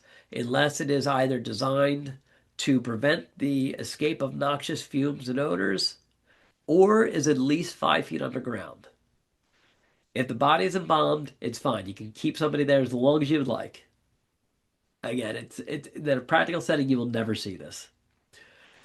Now, additionally, this is also from the stupid file of the State Board of the State of New Jersey. A couple of years back, there's somebody went into a funeral home and they filed a complaint with the state board because they looked in at the deceased. They looked like under his sleeve, and they saw duct tape. There was plastics on the seat, and they had used duct tape to keep the plastic down. And for whatever reason, the family filed a complaint against the funeral home over this. I think the funeral home must have screwed up something because normally you wouldn't get a complaint all the way to the state board unless the family was really ticked off at you. Anyway, the state board reacted. Their knee-jerk reaction was this: well, you can't use duct tape for that. So every funeral home has to have, instead of just having duct tape, you have to have clear, white, or flesh-colored adhesive tape. To which universally the response was, okay, well, what's flesh-colored then? And the state board said, oh, shit, we didn't think anybody would ask us that. Each community can decide for themselves what flesh color is determined. So they said, oh, so I know funeral directors said, well, what if we say, duct tape is flesh colored? They said, no, that doesn't work. But so for whatever reason, they said you have to have clear white or flesh colored. Then they refused to actually tell us what flesh colored entailed. So welfare versus Medicaid. Remember, it is not a Medicaid funeral. We always say this to families because it sounds nicer to say welfare, but it is a welfare funeral. It's through the Department of Welfare. Although normally when you call, it's normally through the adult Medicaid. It's normally the adult Medicaid branch that you contact in the government. But like I said, and you have to know the amounts. And I do not know the current amounts. It used to be like 22.75, I think. I know that they've changed it. I do not know what the current amounts are. Um, I'll text my wife. I bet she'll know. Hold on. And we'll come back to it. Uh, what are current Medicaid funeral amounts? Um, Now the form to use I mentioned this just because it was changed a few years back, and the state has gone back and forth on this. The feedback I've gotten has been, oh, 3056. Oh, good. Thank you, Jason. 3056 family contribute 1570 for a total of 4626. 714 for burial. Now, also keep in mind, thank you, Jason, for adding that. Keep in mind that there are three separate amounts because there's that, and then there's I believe it's newborn to either 2 months old or 2 years old. I think it's newborn to 2 years old is a certain amount, and then there's also an amount for like a stillborn. And like I said, that's something to look up and make sure that you have that. Now, anyway, the PA11 versus the WFNJ11. I mentioned this because so many times I've had students say that they have seen questions about this. So I just want to specify what the forms are. And students have told me that they've seen both on the test. It was. Uh, And Eddie is saying through 3770. All right, well, when you say that, you're saying 3770 is a total amount that you can be put towards a Medicaid funeral currently. Is that with the family contribution, Eddie, or is that without? And again, I'm generally asking because, like I said, I intentionally leave this as a blind spot for myself. Now, anyway, with the PA11, I remember students looking at it and going, what, Pennsylvania? What are we talking? No, it's Public Assistance 11.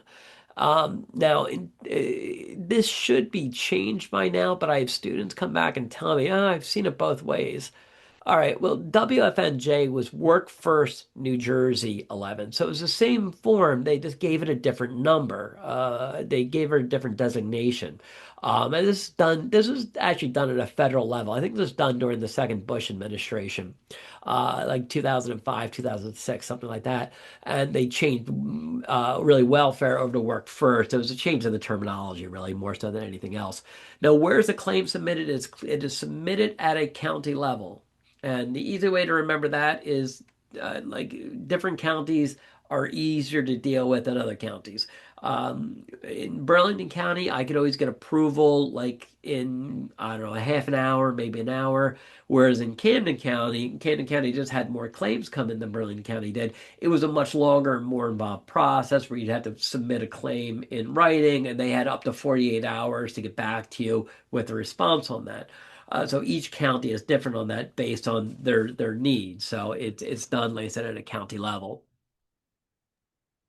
Are the claims when they're submitted, when you say on a county level, does it have to be the county in which they've resided or died, or does it matter? It's where they resided. Yeah, so it's wherever they lived. Um, so I have 3770, and Eddie might be right because I'm actually my wife just texted me. She said 3056. 3056 plus 714 equals 3770. If a funeral home only receives 3056. Okay, perfect. Oh, so you get the 3056, but the family can contribute the 714, right? Am I correct on that? And Eddie said, so Jason, you're saying 3056 Oh, plus so you 714. can the funeral home gets the 3056. The 714 goes straight to the cemetery. Okay, I got you. Well, that's not okay. It doesn't have to go directly to the cemetery. Well, okay, wait. Let me back that up real quick. The That's the voucher. 714 is the amount that goes directly to the cemetery. Okay, I got you now. Now the family contribution, that's what needs to be looked up essentially. Family is allowed to contribute 1570. I got you now. So the amount from the state is 3056. Family can contribute 1570, and then the 714 goes directly to the cemetery. I got you.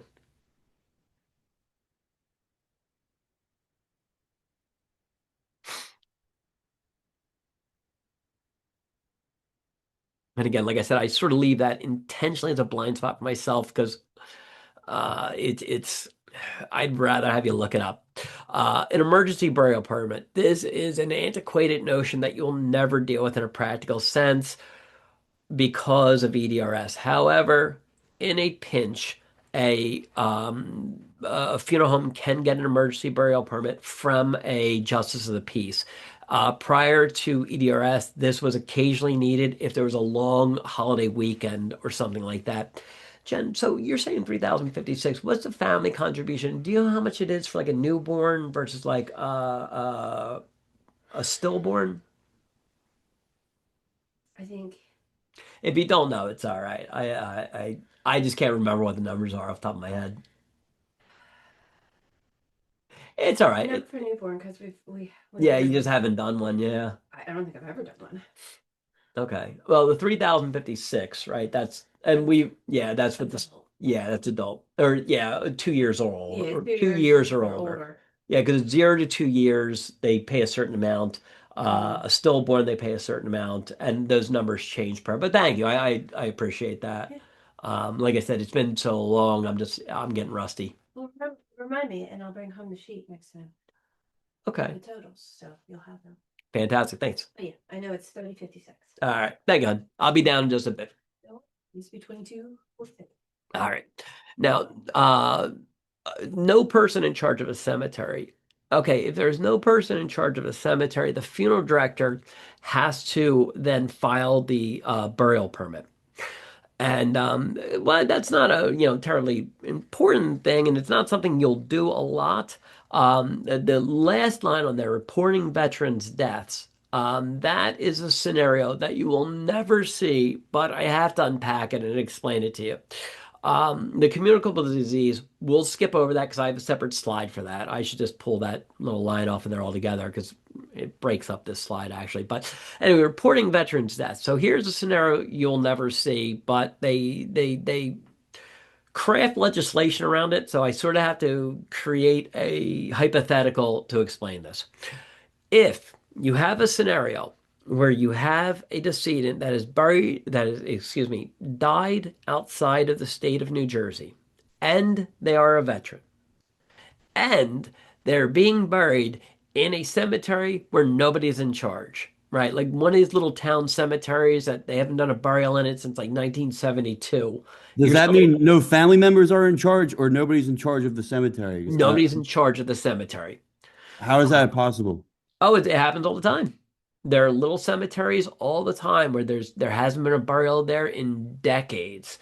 Doesn't mean there isn't space there. Doesn't mean you're not allowed to have a burial there. It's just it hasn't happened in many, many years. And this happens all the time. There's a little one in Riverside back when I used to live there, and I used to always think, man, I wonder if I'll ever do a burial there. I didn't. I never did. But it doesn't mean that I couldn't. I just didn't happen while I was there. Um, so, in this particular situation, you have to have a veteran that has died outside of the state of New Jersey and is being buried in a cemetery with nobody in charge. If that is the case, you are then expected to notify the at a county level, whoever is in charge of veteran affairs, that this death and burial has occurred.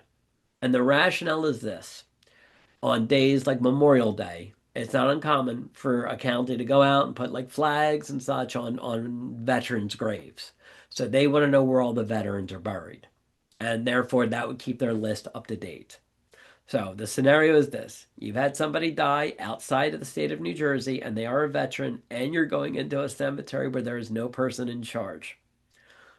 In that particular scenario, you would have to notify at a county level, you would have to notify whoever's in charge of veteran interments, veteran affairs at a county level, excuse me, that an interment has been done at a cemetery where there's nobody in charge.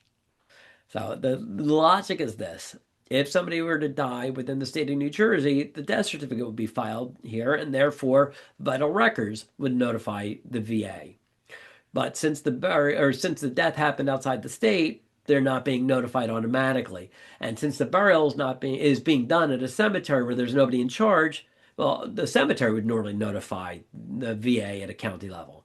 Now, nobody's in charge of the cemetery. Nobody's doing it vital records. Therefore, it falls to the funeral director to notify the VA, the county VA, that a veteran has been buried at whatever cemetery this is where nobody's in charge. Again, like I said, you will never see this scenario in actual practice, but they craft legislation in a way that I have to mention it in case they do write questions about it. Now, EDRS, that is what it is. It used to be the old-fashioned questions about this. I doubt you'll see a lot of questions about EDRS because there was a day and age where it even blew my mind. I was like, wow, you can file a death certificate on the website? Like, what will they do next on the internet? I think we're all used to that now. Now, burial at sea. Again, this is a federal requirement, not the state of New Jersey, so I highly doubt you'd see questions about this. If it does ever come up, if you bury somebody at sea, you have to go at least 3 nautical miles out, and the water needs to be at least 600 feet deep in order to do a burial at sea. And that's a casketed burial. If you're burying cremated remains at sea, you have to go at least 3 miles out, but there's not a depth requirement. Again, I highly doubt you'd see questions about this, but in the interest of just being thorough. Now, signatures, the death certificate, remember there's 4 signatures that are required on a death certificate: the funeral director, the registrar of vital statistics, a certifier that has certified the cause of death, and a pronouncer that has pronounced the cause of death. You might just have 3 signatures on there if the pronouncer and certifier are the same person. Like the doctor has pronounced they say time of death is 3:15 and the cause of death is COPD or whatever. That's perfectly fine. But like I said, you can have either 3 or 4 signatures on there, but it's essentially 4 things that need to be done. You need a funeral director's signature, a registrar needs to sign off on it. It needs to be certified as far as the cause of death, and a pronouncement needs to be made as far as the time of death. Disinterment. Disinterment permit has 7 signatures on it. And I highly doubt you would see there,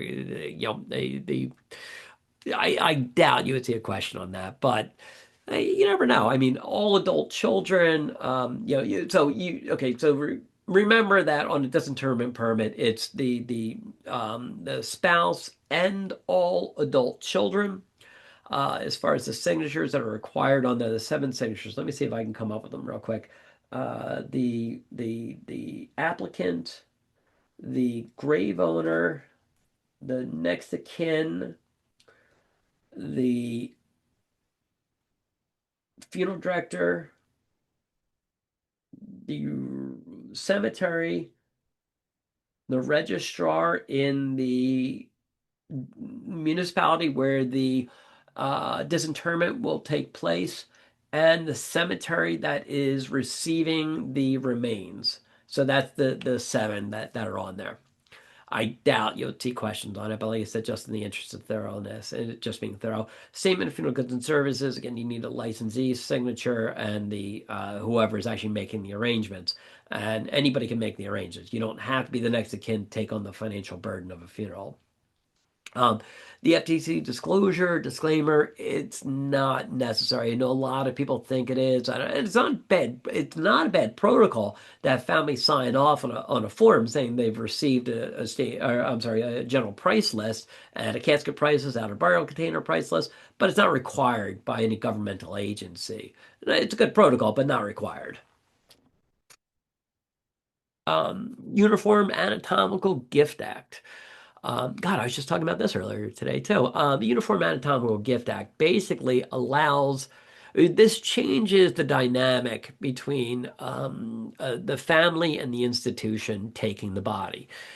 Remember, if a family calls your funeral home and you have the body, you have actual custody of it, the family retains constructive custody. They decide they don't like you, they call you up and say, we don't want to use you, we want to use brand X. You don't have any options. You can't hold that body ransom or anything like that. Now, if a family donates a body to medical science, and whether that be, Rutgers or I'm trying to think what's the other big one, Robert Wood Johnson, or at Mercer, the same thing. They are not. It's not the same thing. They are bequeathing the body to these institutions, meaning they are giving up all legal control of that body.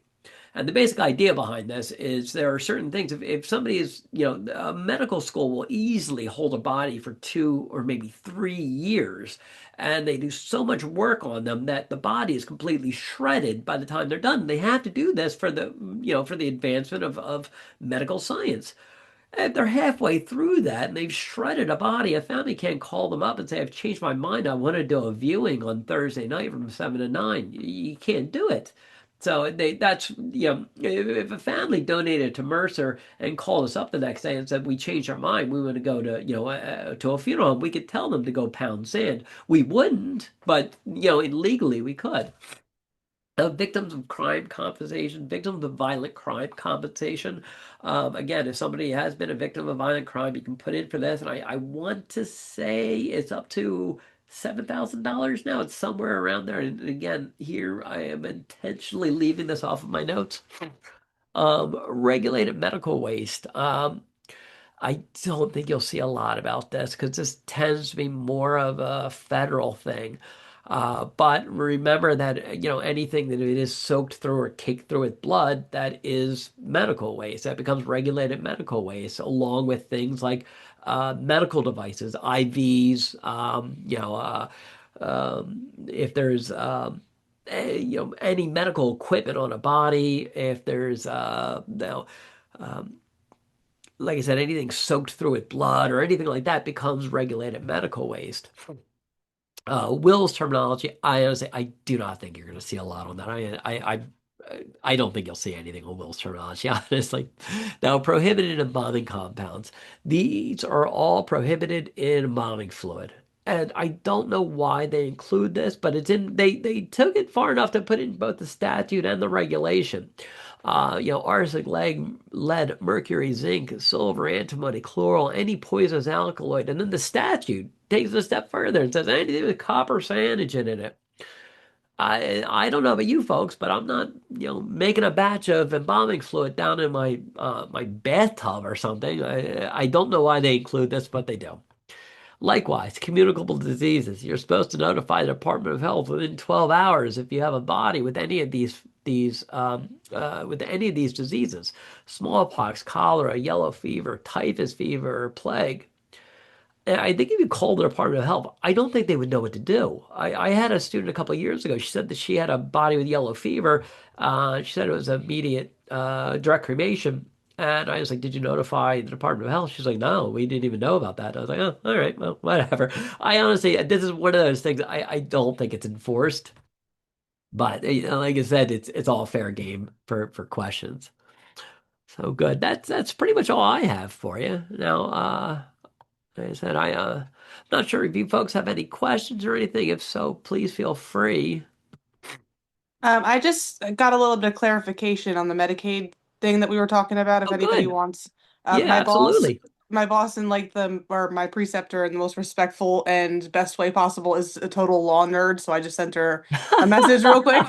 And she said, so Medicaid pays in a total for when somebody passes as part of the welfare program a 3770, but the only thing they're asking about when they talk about this on the boards is what the funeral home gets. So that's the 3056. There's a separate application that's made for the cemetery. That's the 714. Yeah, And but you're then, you're still responsible for knowing that going into the test. right. So Yeah. if they're asking a separation, the funeral home's getting 3056, the cemetery gets the 714, and then the family is allowed to contribute that 1570. Anything over that is a dollar for dollar reduction on that On the funeral home on side of it in on the particular. funeral, the 3056. Yeah. Yes. And Yeah. they don't, yeah, which is crazy. They make us accountable if the cemetery does it. It's Right. Yeah. bonkers. Yep. But So So that's the just if so the anybody wanted to state is jot those giving the numbers funeral down. home, sorry. That's okay. So Go the ahead. state is giving the funeral home 3056 yep. on Yep. top of the 1570 that the family can contribute. So is that where, Yes. and Yes. then, okay, And thank you. So in if the just say it's a service with cremation and you don't need the burial portion, then so we don't yeah. even deal with it here. But if okay, so knowing that the 3056 is the state contribution, family can contribute up to 1570. Mhm. If the bill exceeds that, what do you do? You cannot charge more than that because Wow, anything you charge okay. more than that, they will take dollar for dollar away from what is given to the funeral home, the 3056. They will take, if you charge a dollar more than you're allowed, they will take a dollar from you. So yeah, That's they're crazy. Okay, so 3056 is what they are going to give you, 1570. Now, can you just say, all right, so knowing those two amounts, it comes to 4626. Just say, for Mhm. example, just to round it out, $5,000 is what the bill really comes to. Can you so you have to kind of subtract it to come back to that 4626? Yeah, if your charges come out more than that, then yeah, you would absolutely have to drop your charges down to be able to make that As work. a You can't charge discount, as a credit, as a however, discount, really. I mean, because you're allowed to discount things down, and also don't forget that you are allowed to have separate GPLs for situations like this. You're allowed to have a separate GPL for like for your Medicaid payments. Medicaid. Yeah. Got it. Okay. And that's perfectly fine to do. Absolutely. It's, now also bear in mind that there are three different sets of prices. There is the cost that the state will pay. The 3056 is 2 years old and over. 0 to 2 years is a different amount that they pay, and a stillborn is a different amount that they pay. And the three figures are all different. The amount paid to the funeral home, the amount paid to the cemetery or crematory, and the amount that the family can contribute. All of that changes for again 0 to 2, 2 plus, and stillborn. They're all three different set amounts. I don't know what they are off the top of my head, and I intentionally do that. Like I said, I really intentionally keep myself a little in the dark there, so you have to look it up. I have a Um, chart here if I can turn on my camera and anybody wants to screenshot it of the whole thingamajigger, all the yeah, ages go and ahead if you everything. want to. I Yeah, don't know if anybody can. Sorry. I'm trying to sort of separate out or I tap on your image to sort of try and make you the central one. Actually, let me try and change this to speaker view or whatever it is. Yes. Is- It keeps moving because it's an iPad. It's like moving to try to I saw put it in you the Okay, frame. I see it. I clicked on the wrong one. Why is this? I don't know how to change the view now. I don't know if anybody got that, but there you go. like the eagle. All right, yeah, yeah. Hold it still right there. Hold it. Okay, okay. Got it. Okay, Everybody good. get There you it? go. I saw it just. I All saw right, it perfect. Thank you. Yeah, no problem. too on Facebook. Good. Yeah. Now, Robert Spotto, you said questions What are is the links for mortuary science statutes. it? Yes, that's where the questions are coming from. Those are the links for it. Now, like I was saying before, it's sort of a pain the way that the state has done these, in that the way that they changed the style of it. Let me show you what I'm talking about here. Huh? Right, hold on. Let me share my screen real quick. And uh, That's it. oh wait, I locked up or something. Oh, there we go. Okay. What's that? I don't know how to change this to speaker view. Oh wait, surface camera front now. How you Whatever. post it? Let me I share don't my screen real quick. There we go. I'm not on vacation. I'm working very All right, close. so you should be able to see that. How are you?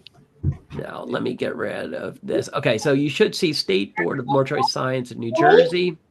Um, Fantastic. I like that one oh, better. why did that not open? Okay.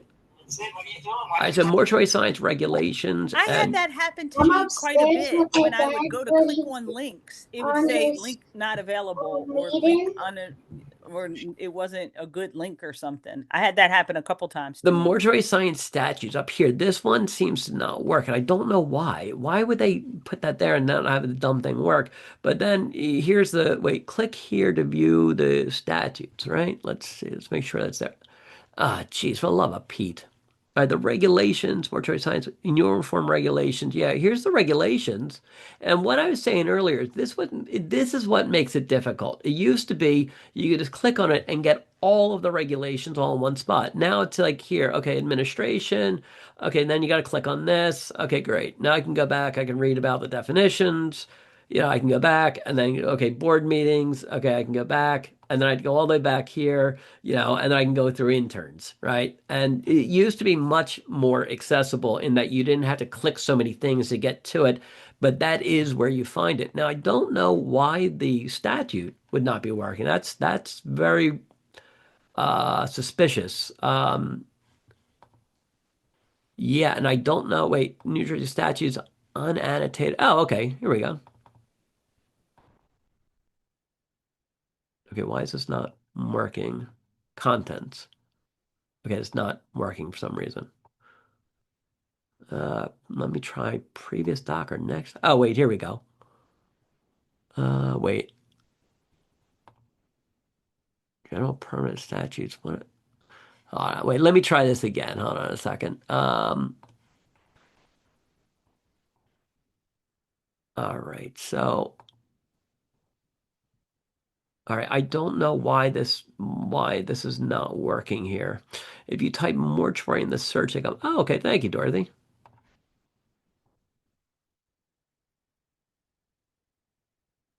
All right, let's make sure we have it here. Okay, yeah. All right, okay, there you go. All right. It's not in a great order. Um, sort of a drag there as far as the way they have it written out, but it does get you there. Okay. Like things like this, it was all in one area before. Like you could just open one document and just like download it. And I don't know why they made it more difficult like that. And I wish they didn't, but this is what we're sort of stuck with. So, all right. Well, thank you, Dorothy, for mentioning that. But that is where you would get it. Now, there's going to be more out of the regulations than out of the statutes, but you absolutely have to know the statutes as well. The statutes are shorter because, like I said, they're written by the legislature versus the administrative body. And if you ask a senator from the great state of New Jersey how many aneurysm hooks are supposed to be in a prep room, they will not know, nor should they. It's not their area of expertise. That's why the minutia is turned over to the state board, whereas they provide the general framework to it. And then the state board makes it much more specific. So good. Now, Mike, in terms of like the new laws and stuff, none of that's gonna be on there, right? What do you mean by new laws? Well, all the changes coming up with this. Oh, as far as no, I highly doubt because it normally takes about it normally takes 2 to 3 years for changes to really work themselves into the licensing exam. But the only real changes they made are the requirements as far as they're dropping the national board exam as a requirement in New Jersey and making it optional. There's not a lot of other changes on that. So yeah, they are making that optional, but that doesn't even go into in that doesn't fully go into play until later in the year. So I highly doubt you'd see any questions about that. So good. Anybody else? Any other questions, comments, concerns? Just to clarify, we can file a death certificate in the municipality of the deceased resident or the municipality of the funeral home, disposition, and cemetery, right? Death, funeral home, disposition. Okay. Where they Yeah. died, where the funeral home they're using, and where they're being. Okay. Yeah, buried or cremated or That's whatever. Yep, okay. absolutely. Now, don't forget, and I don't overcomplicate it, but don't forget that you can get death certificates from the state, but you cannot file the death certificate with the state. Here's the logic behind that. Like I got a call once from the local registrar, and the it was Riverside and Delran share a zip code, and this house happened to be across a street where Riverside was on this side of the street. On this side of the street was Delran. The nurse put down Delran because she wasn't from the area. She didn't know the difference, and I didn't see that side of the death certificate. I should have checked it, but I didn't. I just looked at my portion of it.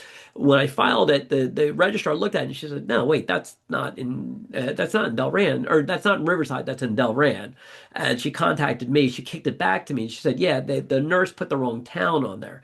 If you sent it up to a state level, they wouldn't know that type of minutia. They figure if it's being done locally, you're more likely to pick things like that up.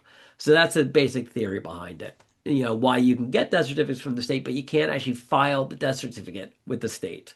You can file it locally, right? They can process it through for you, but you'd have to wait for them to do it and then order them from the state, which is what most funeral homes do anyhow. Okay, thank you. And if you were to reorder them, you have to go through EDRS, which is the state, right? If you were to order more copies. Yeah, yeah. If you come back and order more, you just get it from EDRS. However, ultimately, remember the death certificate resides, okay, I'm going to do the air quote thing, resides in the municipality of death. Sure. Back when we had paper death certificates, that's ultimately where that death certificate would go. So if they do ask, now given EDRS has made all of this irrelevant, but that is where the death certificate ultimately goes. Like when my daughter was born, I remember the nurse came in and the birth certificate system is identical to EDRS. Like I was looking at it, it was almost creepy. I was like, wow, that's crazy. When I went to get copies of the birth certificate, I had to go to Woodbury where she was born, right? That's the same thing. And that's where that document will stay. She was born in Woodbury, and that's where it will always stay. If you die in a town, that's theoretically where that document will always reside.